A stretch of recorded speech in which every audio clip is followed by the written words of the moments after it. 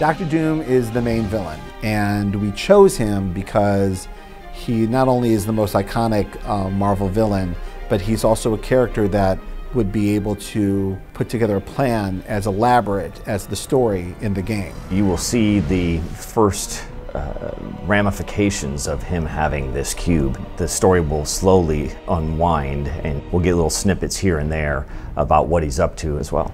The opening chapters starts with some of the breakout at the Raft, the supervillain prison. They will see the forces working to break these villains out. They will get to fight a couple of these villains. Over time, the player realizes that his hero is being drawn into a deeper and deeper story, that what seems like a small isolated event is actually part of a much larger plot line. This is a story so large we probably couldn't even do it in the comic books without it taking like 75 issues. We really wanted to make this an authentic Marvel experience, and we wanted to, make sure that that was seen in the game as well. All of our cutscenes are taking the form of these motion comics that are being written by Brian Michael Bendis, drawn by a variety of Marvel artists, and being voiced by voice actors who have played these characters in the past. I am Charles Xavier, and I have dedicated my life to educating and training mutants. In Marvel Heroes, what we were most excited about when we were creating the story was that it gave us this ability to create almost like a Marvel Universe travelogue. We've tried to weave in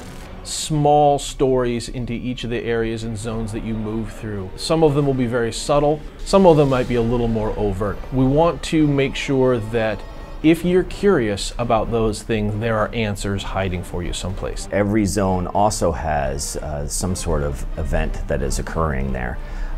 And some zones even have more than one event. In the beta here, the Electro attack is the first example of this, but this is just a sample of it. We have other tricks besides just kill the boss.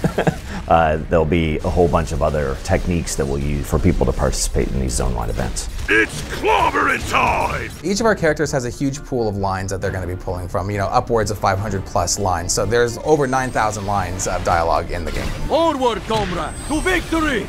As a writer, it's great to have these voice actors coming in and giving voice to the voices in my head. This is like fighting a funhouse mirror. It's important that Spider-Man be a little snarky, and then Deadpool has jokes. He even tells he knows he's in a video game. How much XP are you worth again? We got to develop a really nice banter system, so if you're playing as Cyclops and I'm playing as Wolverine, we'll say X-Men-ish things to each other. Hey, Boy Scout, ready to win your badge and butt kicking? Sometimes even if characters who have not interacted with each other in the past, or who have had minimal interaction with each other, we'll say specific things to each other. Hey, Webhead, don't you have a wall to climb? NPCs is one of those places where we got to dip a little deeper into the well of characters. Marvel fans will recognize these characters, no question. There are 8,000 characters in the Marvel Universe.